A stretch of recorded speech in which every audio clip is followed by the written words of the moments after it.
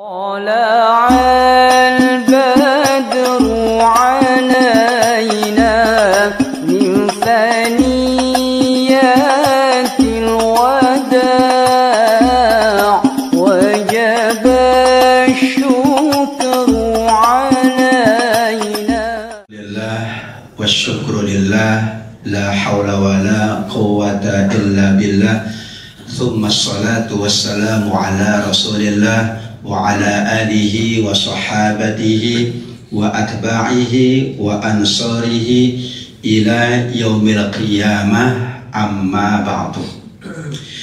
Kita panjatkan puji syukur kehadirat Allah, kemudian salawat dan salam kita sampaikan kepada baginda Rasulullah Nabiullah Muhammad sallallahu alaihi wasallam, juga untuk seluruh ahli keluarganya, para sahabatnya yang mulia, dan kita selaku pengikutnya, umatnya hingga akhir zaman. Mudah-mudahan kita adalah hambanya Allah, kita adalah umatnya Rasulullah yang selalu layak mendapatkan kebaikan-kebaikan dalam kehidupan dunia ini, serta semakin layak mendapatkan kemuliaan-kemuliaan dalam kehidupan akhirat kita semuanya. Amin ya rabbal alamin. Jamaah Masjid BSI Mandiri yang Allah muliakan, kita melanjutkan kailah kita kajian ilmu agama, ilmunya ilmu tafsir, tafsirnya at-tafsir al-qasasi, tafsir yang isinya tentang kisah-kisah di dalam Al-Quran, dan kita khususkan siang hari ini kisahnya Nabi Daud untuk kita mendapatkan ibrah, mendapatkan hikmah, mendapatkan pengajaran. Karena semua kisah Al-Quran pasti di dalamnya ada ibrah, ada pengajaran, ada nasihat, ada bimbingan. Laqad kana fi qasasihim ibratun liulil albab. Sungguh sudah ada pada kisah-kisah yang ada di dalam Al-Quran pengajaran dan pelajaran bagi orang-orang yang berakal. Kita awali dengan mengenal terlebih dahulu Nabi Daud alaihi salam. Nama beliau Daud bin Sulaiman bin Yisha bin Ubaid bin Buaz bin Salmun bin Hashun bin Amin Adab bin Aram bin Harun bin Faris bin Yahuza bin Ishaq. Di surat Al-An'am ayat 84, memang Nabi Daud dan juga setelahnya Nabi Sulaiman bergaris keturunan kepada Nabi Ishaq, dan yang paling ujungnya Nabi Ibrahim selaku bapaknya para nabi. Beliau adalah salah seorang dari 13 bersaudara. Dari 13 bersaudara itulah keturunannya dari Nabi Ibrahim alaihi salam. Kita mengenal Nabi Daud, ayahanda dari Nabi Sulaiman. Nabi Daud disebut sebanyak 16 kali di dalam Al-Quran. Dari 16 itulah para ulama menyusun pembahasannya menjadi 9 pembahasan. Yang paling inti tentu dari semua ayat-ayat Al-Quran, 16 ayat tadi yang berbicara tentang Nabi Daud adalah kenabiannya. Kalau yang lain yang dibahas mungkin tidak kenabiannya. Tapi kalau Nabi, yang inti dari kisah-kisah Al-Quran adalah tentang kenabian. Karena semakin Allah menyebut di dalam Al-Quran tentang kenabiannya, diharapkan semakin yakin umat manusia mengimani kenabian nabi-nabi dan rasul utusan Allah. Allah awali kenabiannya di surat Al-Baqarah 251. Ada 3 hal yang mencirikan kenabiannya. Yang pertama adalah setelah Nabi Daud berhasil mengalahkan Jalut, wa atainahul mulka wal hikmata wa 'allamahu mimma yasha. Pertama, Allah anugerahkan kerajaan. Yang kedua, Allah anugerahkan hikmah. Dan yang ketiga, Allah anugerahkan ilmu yang khusus. Wa 'allamahu mimma yasha. Salah satu ilmu khusus Nabi Daud yang tidak diberikan kepada nabi-nabi atau manusia selainnya adalah ilmu yang bernama melembutkan besi. Hanya mengandalkan tangan kosongnya. Disitulah berarti ada ilmu khusus. Nabi Sulaiman pun ada ilmu khusus, yaitu ilmu memahami semua ucapan makhluk, bangsa jin, bangsa hewan. Nabi Sulaiman memahami, itulah wa'allamahu mimma yasha. Maka Nabi itu dibekali oleh Allah ilmu yang khusus. Kalau kita insya Allah ilmunya ilmu yang umum saja. Ilmu tafsir yang umum, ilmu hadis yang umum, ilmu fikih yang umum, ilmu ekonomi, ilmu-ilmu yang lain juga bersifat umum, karena hanya Nabi yang Allah bekali ilmu yang khusus. Al-An'am 84 tentang kenabiannya adalah disebutkan beberapa nabi sebelum Nabi Daud, yaitu ada Nabi Yakub, ada Nabi Ishak, ada Nabi Nuh, dan di situ Allah mengingatkan bahwa semua nabi dengan beragam anugerah Allah dan mukjizat atasnya tetap di mata kita adalah manusia yang paling mulia. Tidak boleh kita membeda-bedakan nabi. Wah, paling enak Nabi Sulaiman, enggak boleh. Paling kasihan Nabi Ayub, enggak boleh. Tetapi masing-masing nabi memang faddalallahu ba'duhum ala ba'd. Haknya Allah untuk membeda-bedakan. Jangankan nabi, kita aja Allah berhak membeda-bedakan kita. Dan kita berbeda semuanya. Nabi Allah bedakan dengan keutamaan. Kita yang bukan nabi, sebagai umatnya nabi, kita menyamakan semua nabi dengan keutamaan-keutamaan dari Allah Subhanahu wa ta'ala. Kenabian Nabi Daud juga diperkuat dengan kitab yang Allah anugerahkan yang bernama Zabur. Wa ataina Dawuda Zaburo. Sama redaksinya An-Nisa 63 maupun Al-Isra 55. Ini juga menjadi kekhususan Nabi, yaitu Allah bekali wahyu. Ada wahyunya, bentuknya lembaran-lembaran, sahifah, suhufi Ibrahim wa Musa. Ada yang sudah lengkap dalam bentuk kitab, termasuk Nabi Daud kitabnya Zabur, Nabi Isa adalah Injil, kemudian Nabi Muhammad SAW adalah Al-Quran. Namun penamaan kitab itu karena jumlahnya lebih banyak dari sahifah. Kalau sahifah itu lembaran-lembaran saja. Kita juga menyebut Quran adalah kalau lembaran-lembarannya mushaf. Mushaf atau sahifah. Tapi kalau sudah satu lengkap, dokumen yang sangat lengkap, namanya Alkitab. Dinamakan Quran karena kita selalu baca qara'a yaqra'u. Dan yang ketiga, karena beliau adalah nabi, maka Allah bekali keutamaan dalam konteks mukjizatnya. Secara khusus beliau dianugerahi kerajaan. Pertama kali kerajaan yang teragung bagi seorang nabi adalah Nabi Daud. Kemudian beliau mewariskan kerajaannya kepada putranya Nabi Sulaiman. Dan itulah dua nabi yang Allah anugerahkan kerajaan dan kekayaan serta kemegahan. Tidak ada yang menandingi dua nabi tersebut. Kemudian ada mukjizat-mukjizat yang khusus Allah anugerahkan kepada Nabi Daud sebagai fadhail, keutamaannya. Semua kita mendapatkan keutamaan. Maka Allah mengingatkan, wala tatamannau ma faddalallahu bihi ba'dukum ala ba'd. Jangan kalian iri, jangan kalian menginginkan keutamaan yang ada pada orang lain. Karena dengan keutamaan itu sebenarnya Allah hendak memuji. Khusus untuk para nabi, keutamaannya adalah bentuknya mukjizat-mukjizat, termasuk melembutkan besi, termasuk suara Nabi Daud yang sangat merdu. Dikatakan yusabbihna wat-tayr. Nabi Daud kerap bertasbih, dan kalau sudah bertasbih, yang mendengar bukan hanya masyarakatnya, rakyatnya, tapi yang mendengar sampai bangsa burung. mereka menyimak saking indahnya suara lantunan Nabi Daud alaihi salam. Nabi Daud bagaimanapun seorang nabi, beliau adalah seorang manusia biasa. Dalam hal ini beliau dianugerahi anak yang bernama Sulaiman, maka beliau punya tuntunan, punya pedoman, pola pengasuhan yang sangat baik. Menarik 78-79 surat Al-Anbiya.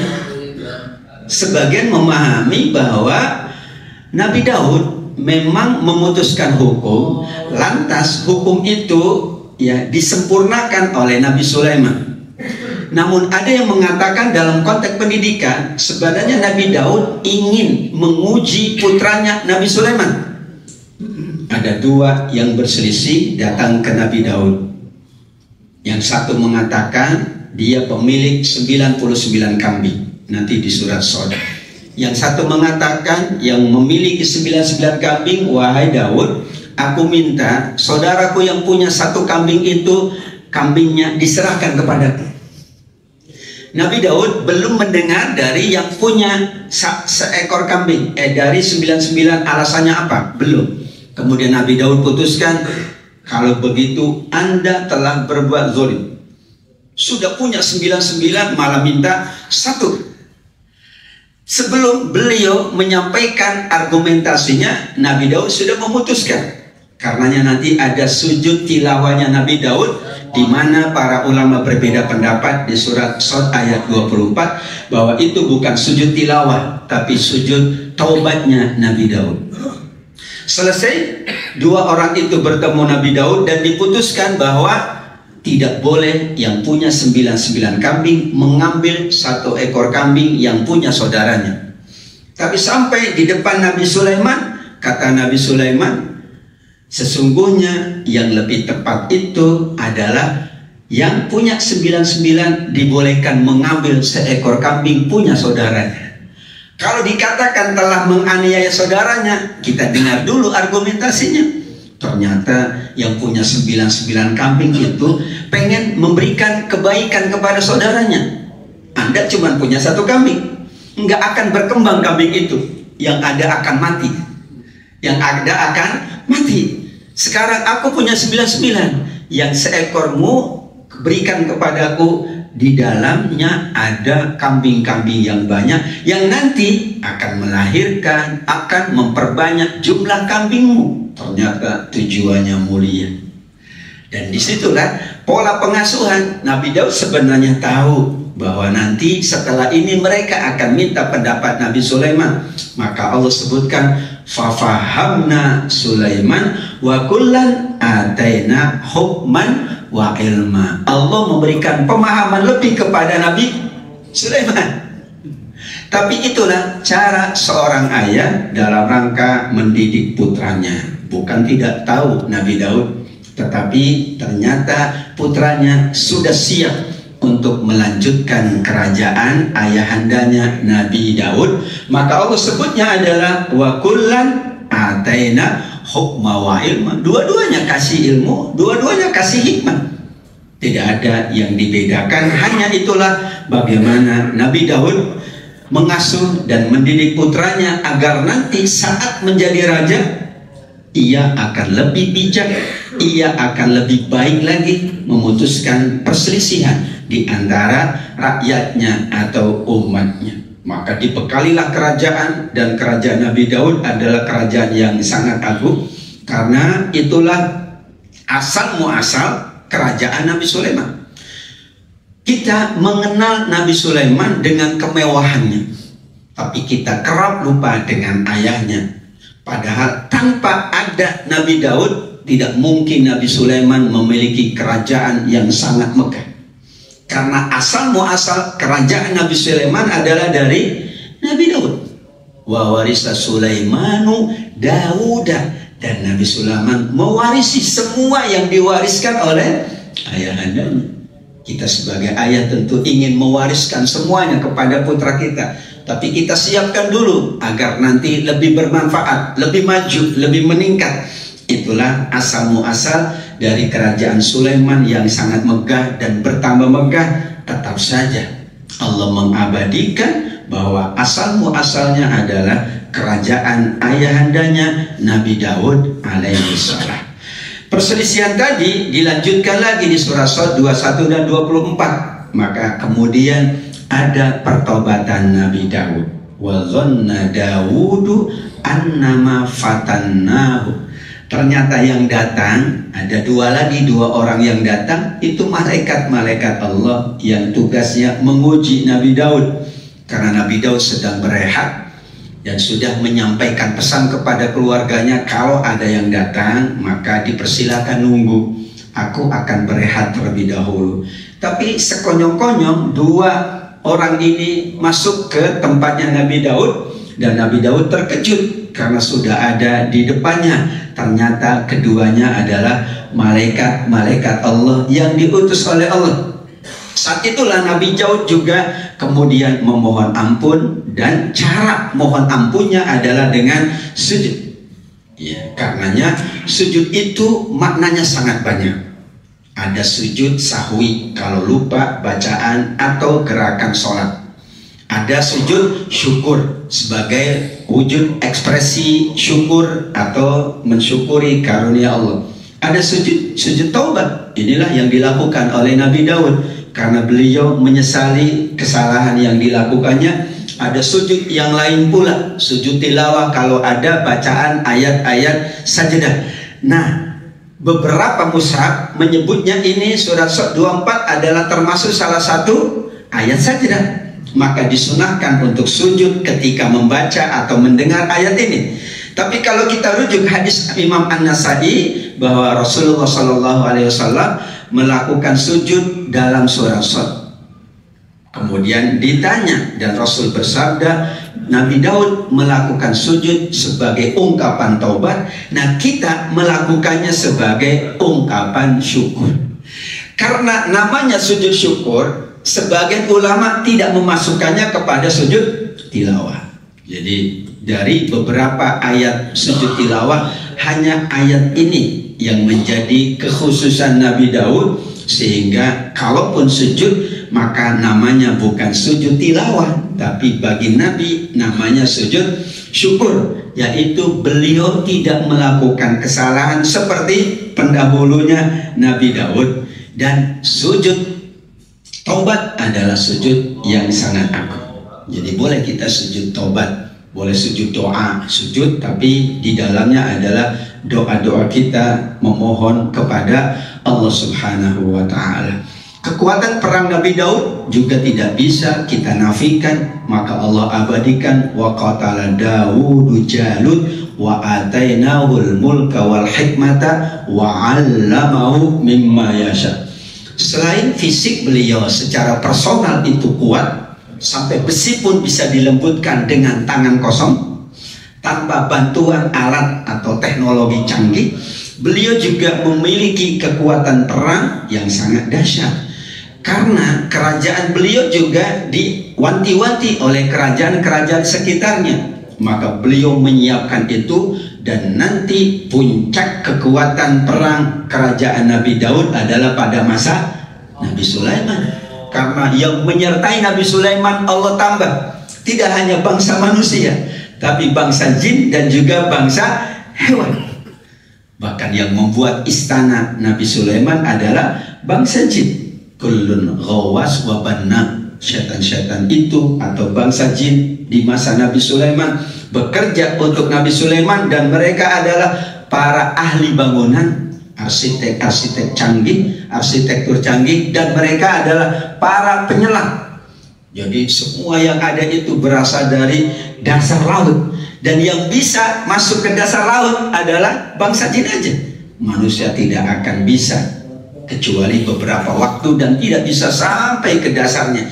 Maka disitulah kekuatan dari Nabi Daud yang diwariskan kepada Nabi Sulaiman. Nabi Daud bagaimanapun sebagai seorang raja yang kaya, bahkan seorang nabi, beliau diabadikan sebagai seorang yang bekerja. Wa 'allamnahu labusin lakum son'ata labus. Beliau adalah bekerja sebagai penjahit, tapi yang dijahitnya adalah baju besi, sehingga enggak ada alat jahitnya.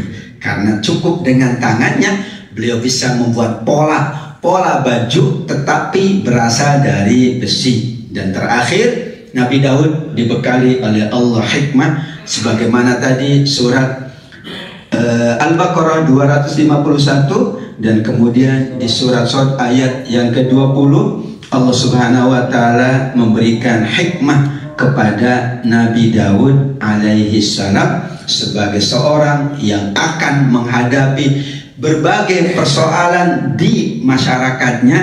Maka bukan hanya ilmu, bukan hanya wahyu yang Allah bekali, tapi Allah tambah hikmah. Dikatakan kalau sekedar ilmu itu manusia bisa berselisih, maka ada perbedaan pendapat.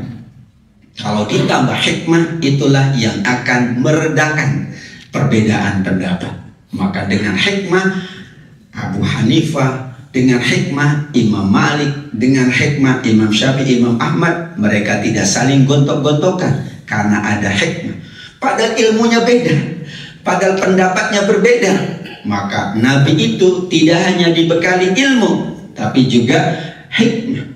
Dikenalah orang tua itu meskipun secara ilmu biasa saja, tapi yang kuat dari orang tua itu hikmah.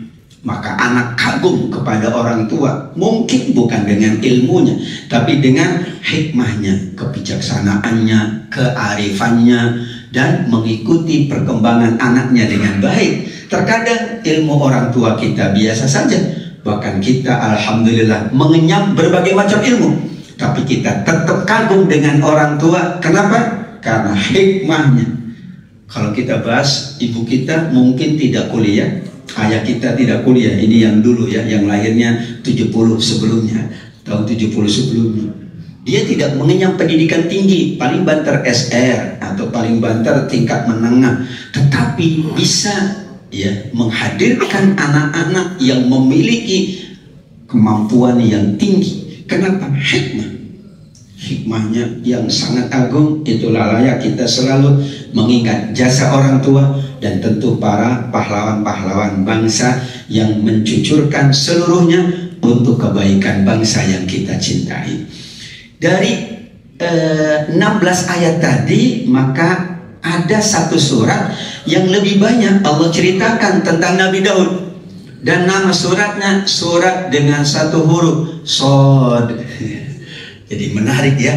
Pada Nabi Daud sekian banyak keutamaannya, sekian banyak mukjizatnya, tapi yang banyak bercerita tentang Nabi Daud adalah surat yang hanya terdiri dari satu huruf, Shad. Tapi kalau diterjemahkan dengan Latin jadi bisa 4 atau 3 huruf ya, SHAAD atau SHAD.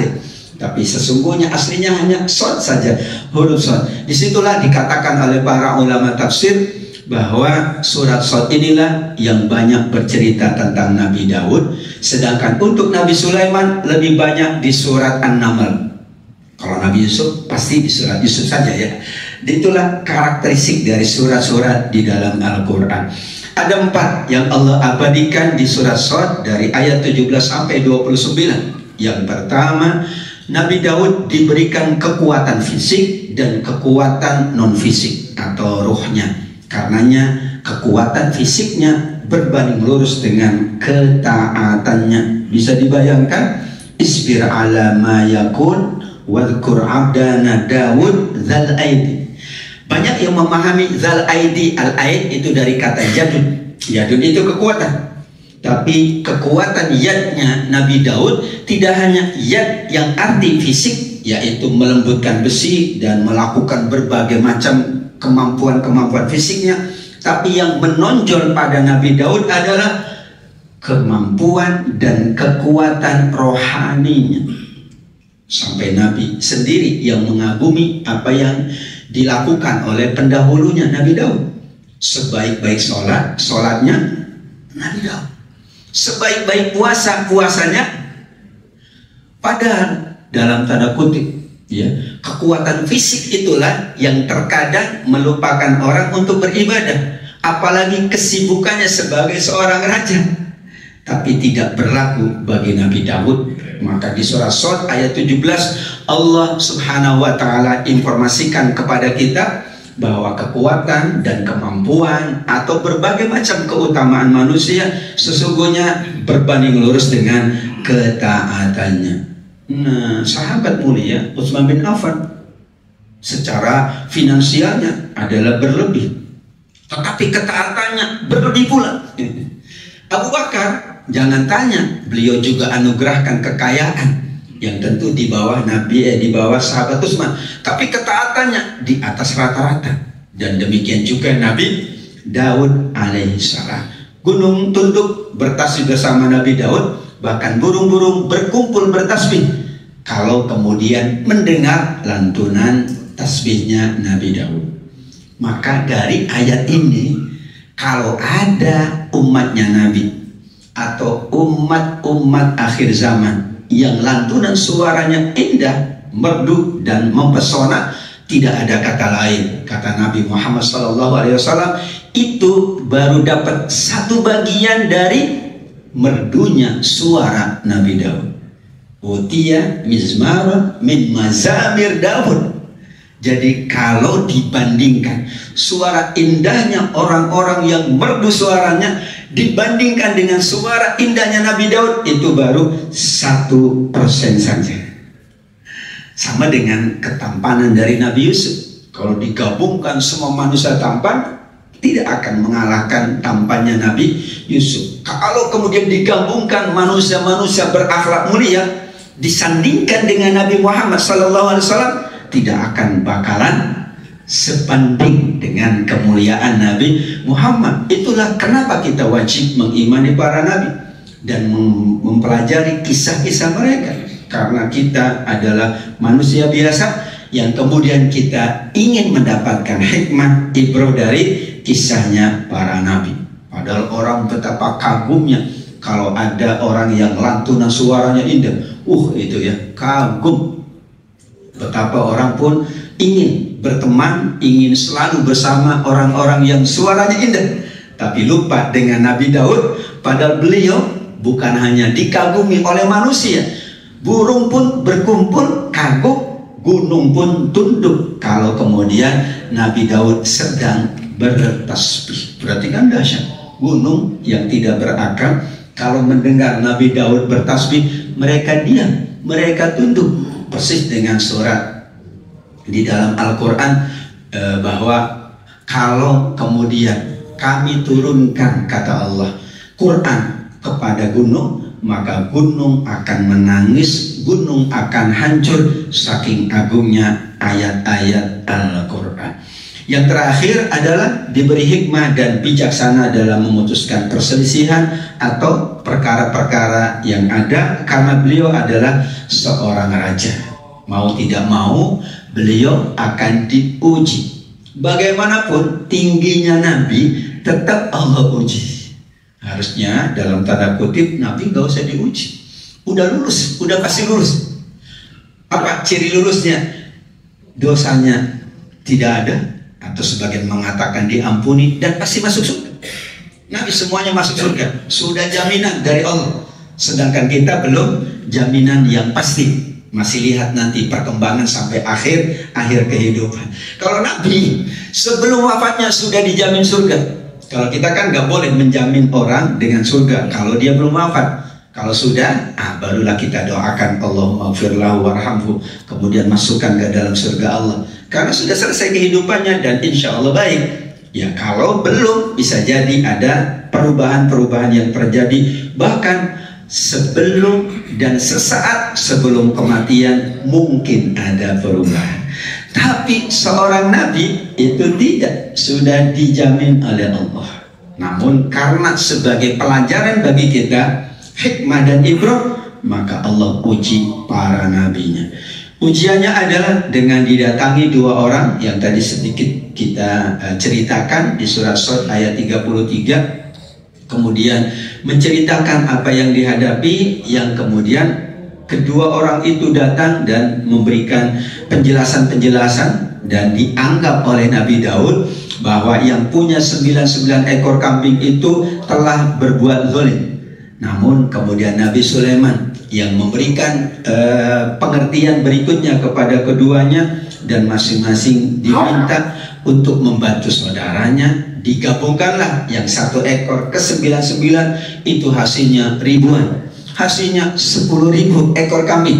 Berarti sebenarnya bukan karena dia tamak atas kepemilikan saudaranya, tapi ingin membantu saudaranya. Kan nggak mungkin 1 kambing itu nambah 2, nggak mungkin, karena sunnatullahnya kambing pun ya beranak itu karena ada pejantan dan betinanya, nggak mungkin sendirian. Maka itulah alasan dan argumentasinya. Sayang saat itu Nabi Daud memberikan keputusan yang berbeda dengan keputusan Nabi Sulaiman. Beliau menyadari dan kemudian beliau bertobat dan sujud taubat. Sebagian mufassir mengatakan bahwa orang yang berperkara itu adalah malaikat. Maka beberapa waktu mereka menghilang. Dan saat itulah Nabi Daud menyadari bahwa itu malaikat yang diutus untuk menguji dan memberikan pelajaran. Ada yang mengatakan Nabi Daud sadar bahwa tidak ada yang bisa masuk ke mihrabnya ketika beliau bersendiri dalam beribadah tanpa diketahui pengawalnya. Jadi tiba-tiba orang itu sudah masuk, padahal pengawal di depan tentu akan menjaga. Berarti dia atau keduanya bukan manusia biasa, tetapi malaikat yang diutus.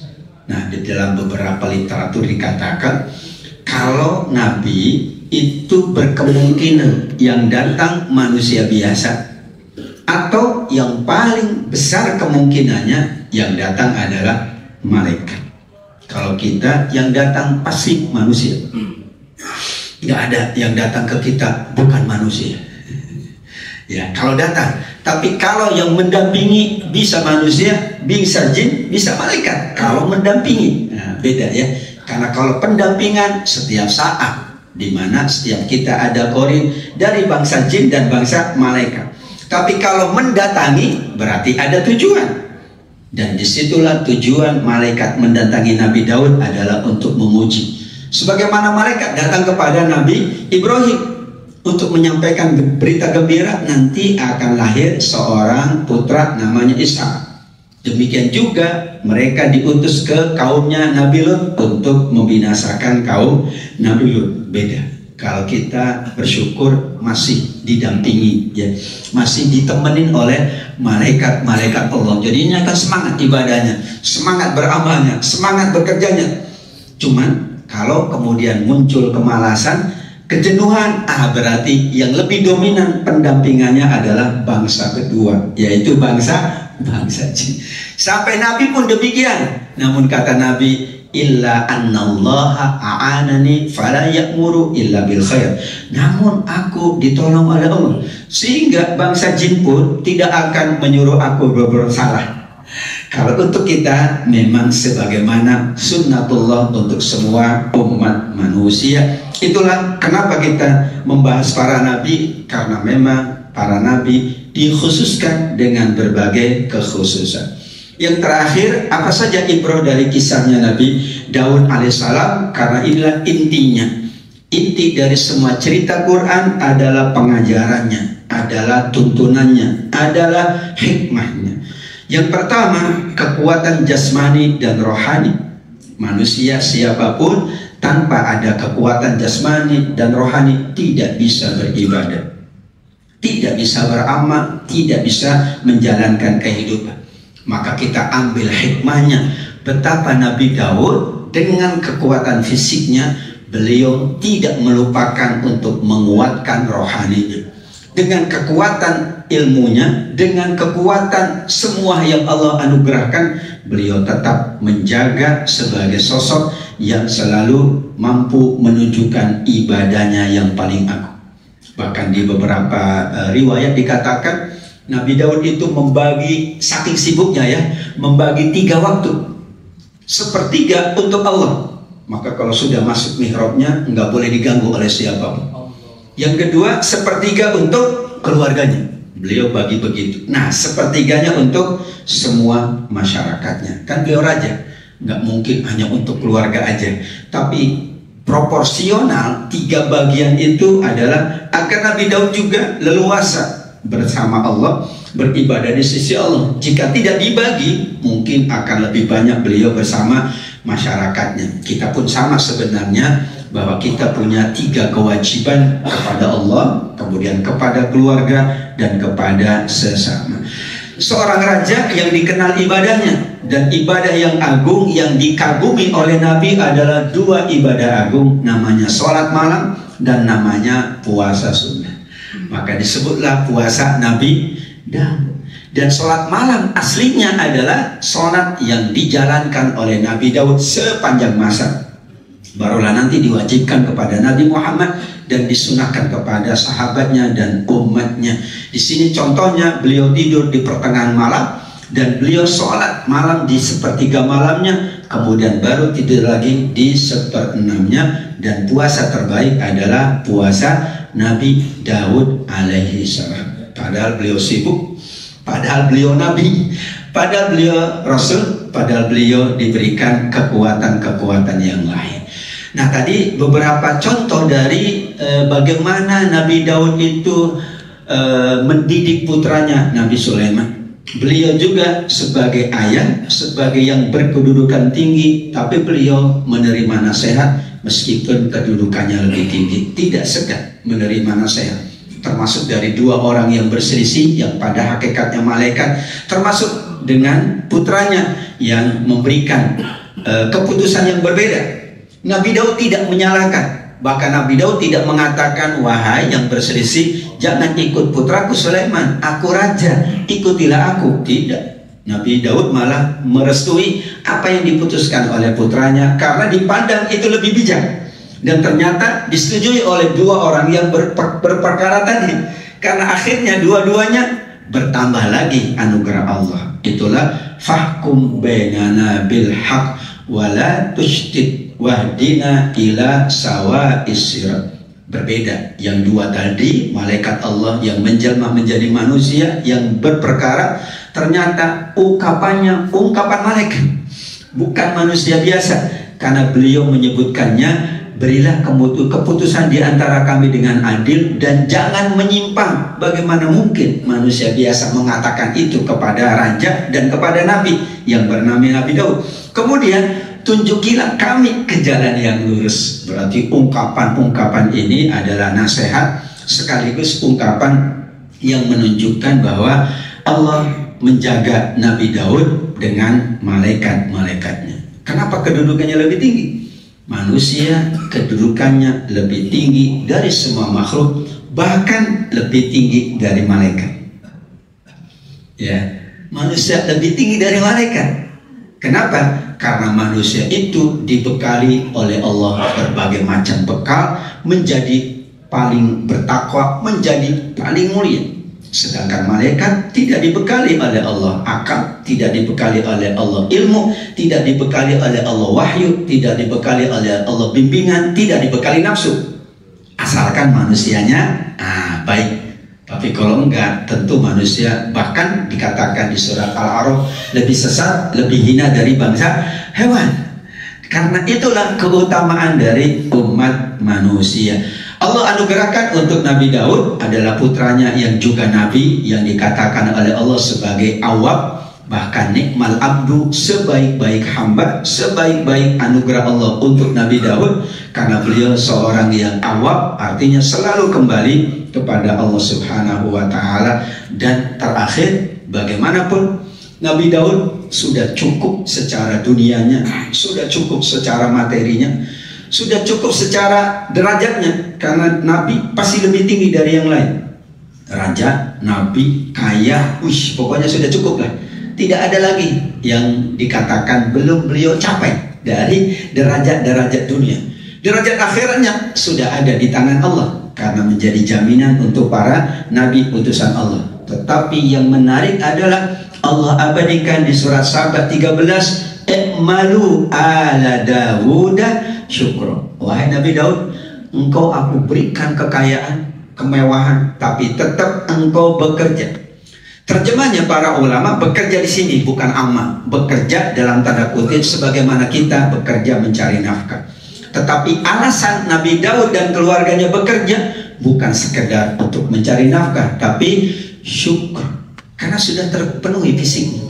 Jadi kalau ada orang yang sudah pensiun, sudah purna tugas, tapi masih bekerja, itu alasan bekerjanya adalah karena bersyukur, masih dipanjangkan umur, bersyukur masih disehatkan oleh Allah. Kalau hanya motivasinya mencari harta, Nabi Daud tidak perlu bekerja. Tapi motivasi yang tertinggi adalah asyukrulillah. Bisa jadi Allah tambahkan dunianya, tapi yang paling utama Allah tambahkan akhiratnya. Sampai Allah sampaikan wa qalilun min ibadiyas syakur. Selain Nabi Daud dan keluarganya, maka mayoritas manusia itu tidak mampu bersyukur. Sedikit yang menjadi hamba-hamba Allah yang bersyukur. Berarti Nabi Daud dan keluarganya adalah hamba Allah yang paling bersyukur. Salah satu buktinya mereka tetap bekerja atas semua anugerah Allah Subhanahu wa ta'ala. Tidaklah seseorang memakan makanan yang lebih baik dari memakan hasil jerih payahnya sendiri. Dan dicontohkannya oleh Nabi adalah sekali lagi Nabi Daud. Berarti dalam konteks ibadah Nabi Daud, dalam konteks bekerja pun tetap Nabi meminjam Nabi Daud sebagai contoh, sebagai ibrahnya. Dan Nabi Daud makan dari tangan atau hasil jerih payahnya sendiri. Wa inna nabiyallah Daud kana yakulu min amali yadihi. Maka kita bekerja ini semata-mata adalah sebagai tanda syukur atas anugerah usia, kemampuan, kesehatan, dan berbagai hal yang lain. Dan kemudian kita akan lebih qanaah, lebih berbahagia dan bersyukur manakala hasil kerja kita itu kita nikmati, keluarga nikmati, dan sesama kita juga menikmati hasil kerja kita dengan sungguh-sungguh. Dan tentu ada pahala, ada ampunan atas dosa. Bahkan di dalam hadis Tabrani, siapa yang petang harinya dalam keadaan penat, letih, bekerja, bukan beribadah saja, bahasanya bekerja, maka petang hari itu atau malam hari itu dosanya sudah diampuni oleh Allah. Maka orang bekerja pasti ngantuk, nah itu sedang diampuni dosanya oleh Allah Subhanahu wa ta'ala. Demikian jamaah Masjid BSI Wisma Mandiri yang Allah muliakan, catatan ringkas dari ibrahnya kisah Nabi Daud yang Allah abadikan khusus di dalam Al-Quran untuk kita semua mengambil hikmah dan pelajaran agar semakin baik dunia kita, juga semakin meninggi akhirat kita semuanya. Amin ya rabbal alamin. Hadanallahu iyyakum ajmain. Masih ada waktu untuk pertanyaan karena panitia menyiapkan door prize untuk penanyanya. Silakan Bapak Ibu jika ada yang mau disampaikan. Saya tutup terlebih dahulu. Wassalamualaikum warahmatullahi wabarakatuh.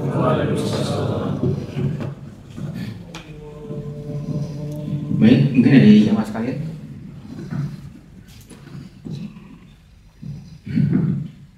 Baik, terima kasih. Assalamualaikum warahmatullahi wabarakatuh. Waalaikumsalam.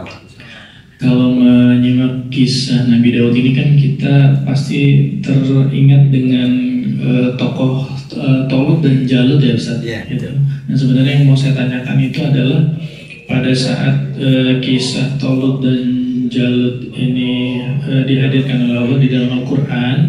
Nah posisi Nabi Daud itu apakah sedang menjadi pasukannya Tolut atau dia sebagai si pandai besi yang kebetulan bekerja kepada Tolut, Ustaz, gitu.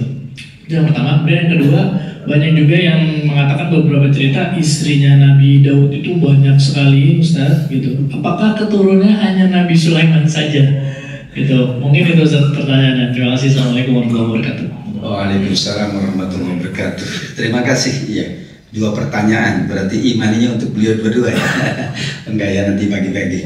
Baik, ayatnya dari ayat 247 sampai 249 tentang Tolut dan Jalut di surah Al-Baqarah.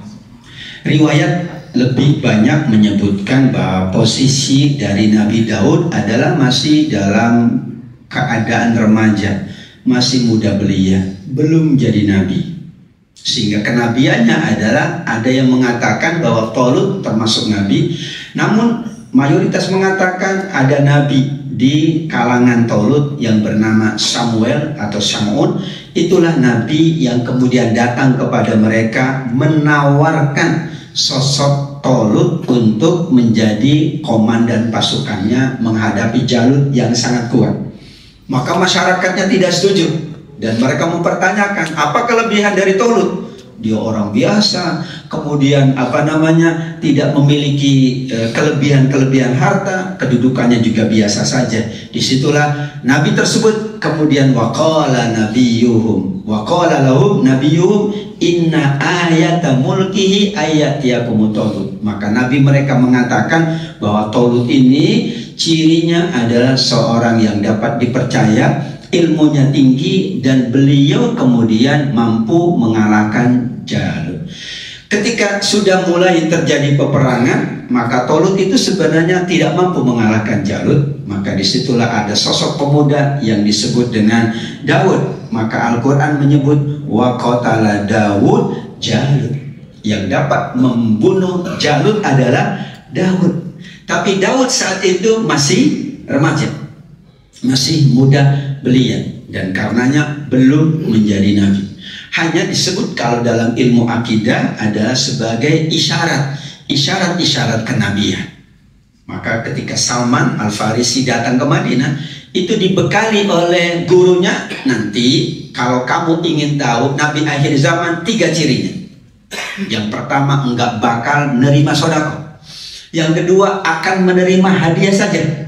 Yang ketiga, di punggungnya itu ada cahaya sebagai tanda kenabian. Beliau datang dari Persia ke Madinah pengen membuktikan ucapan gurunya. Jadi datang ketemu dengan Nabi Muhammad, beliau datang memberi sedekah, Nabi menolak. Cirinya tepat. Yang kedua, ngasih hadiah, Nabi terima. Yang ketiga, beliau mundur ke belakang melihat ada cahaya di punggungnya. Itulah kira-kira gambarannya. Sudah ada isyarat. Nabi Muhammad pun isyaratnya dari kecil ya.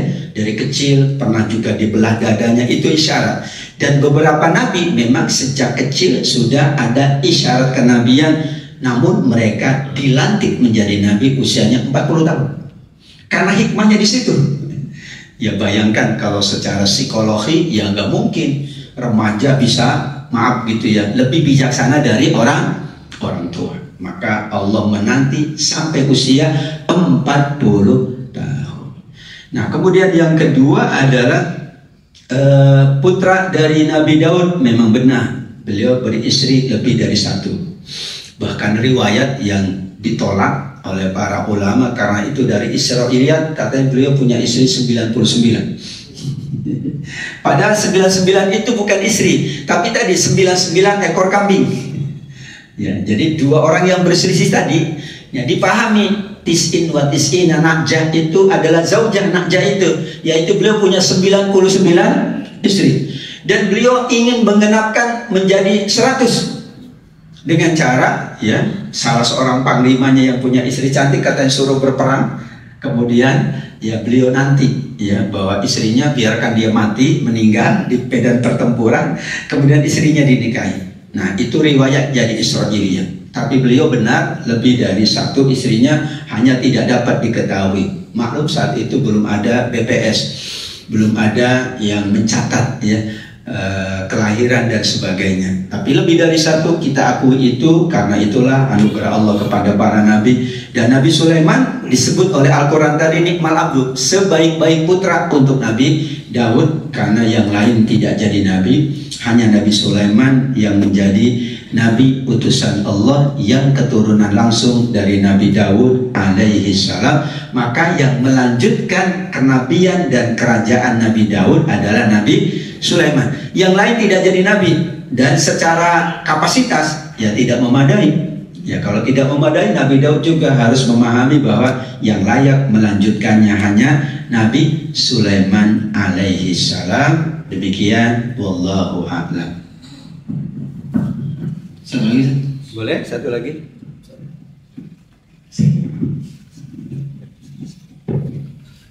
Terima kasih Pak Kiai. Assalamualaikum warahmatullahi wabarakatuh. Waalaikumsalam. Ini sangat menarik sekali. Terima kasih. Alhamdulillah kami disajikan dengan ilmu dari Pak Kiai.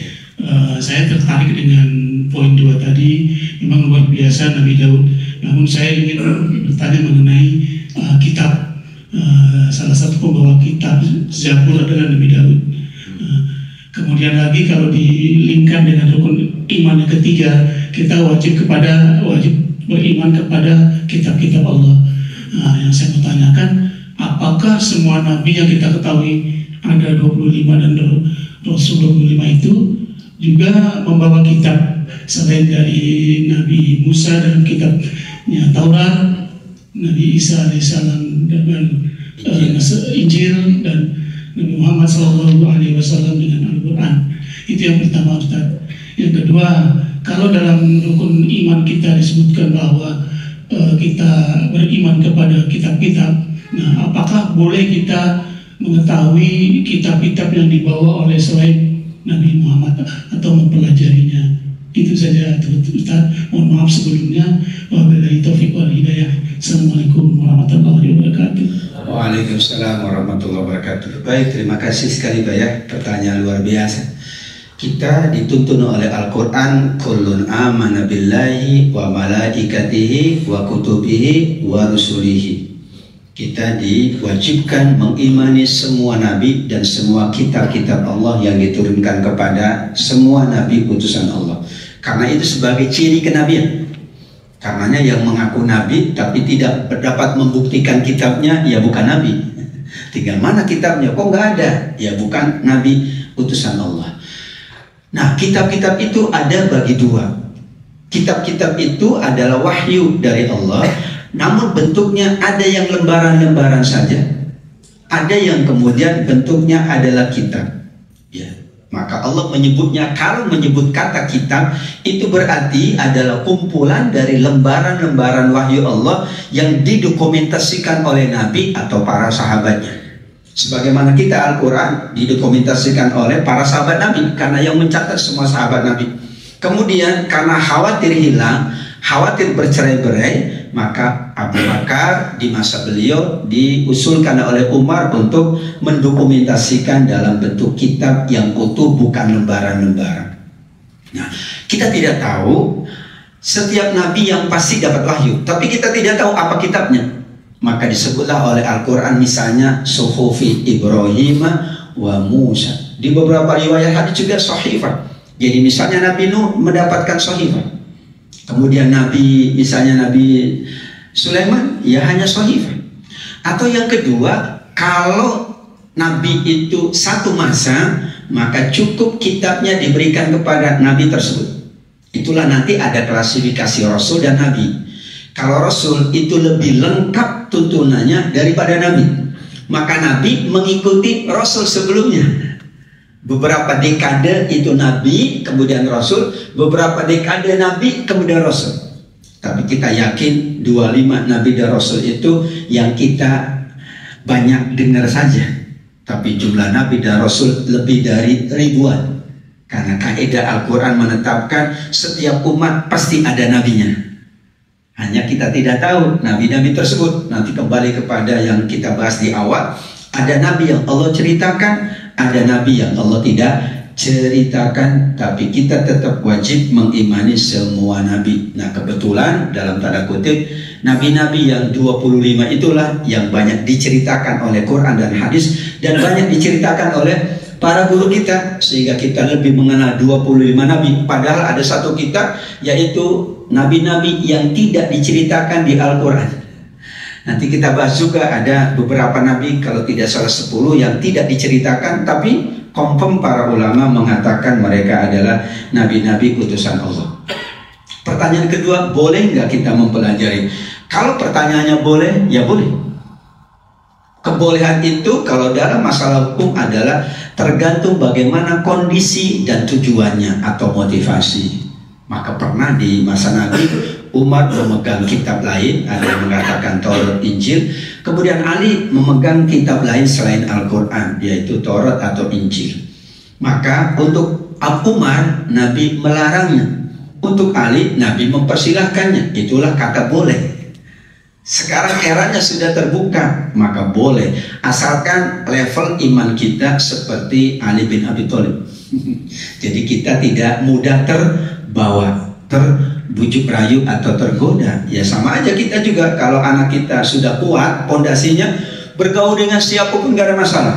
Tapi yang belum kuat kita kuatkan dulu. Ya, karena kalau nggak kuat khawatir dia terbawa. Dan itulah karenanya ada buku yang bagus namanya Al-Isra'iliyat wal Mawdu'at fi Kutubi Tafsir karya Profesor Dr. Husain Al-Zahabi yang mengingatkan tentang klasifikasi tadi, yaitu ada hal-hal yang itu menguatkan keimanan, tapi ada hal-hal yang meragukan. Maka yang meragukan itu tentu kita harus klasifikasi lagi ya. Sama dengan kita baca buku yang lain boleh aja, tapi kalau buku isinya menyuruh kita berbuat jahat, ya jangan diambil. Ya kan, kita baca buku, tidak semua buku produk manusia itu dalam tanda kutip layak dikonsumsi. Mungkin hanya sekian persen. Tapi boleh nggak baca? Boleh, asal kita mampu memilah dan memilihnya. Tapi kalau firm sebagaimana Al-Quran, firm sebagaimana hadis, malah kita diwajibkan untuk membacanya dengan nilai yang sangat agung dari Allah Subhanahu wa Ta'ala. Demikian, terima kasih atas kebersamaannya. Mohon maaf atas segala khilaf. Saya kembalikan ke MC kita untuk menutup majelis yang mulia ini. Wassalamualaikum warahmatullahi wabarakatuh. Waalaikumsalam warahmatullahi wabarakatuh. Baik, terima kasih Ustaz atas kajian pada siang hari ini. Kita tutup dengan doa kafaratul majelis. Subhanakallahumma wa bihamdika asyhadu an la ilaha illa anta astaghfiruka wa atubu ilaik. Assalamualaikum warahmatullahi wabarakatuh. Waalaikumsalam warahmatullahi wabarakatuh.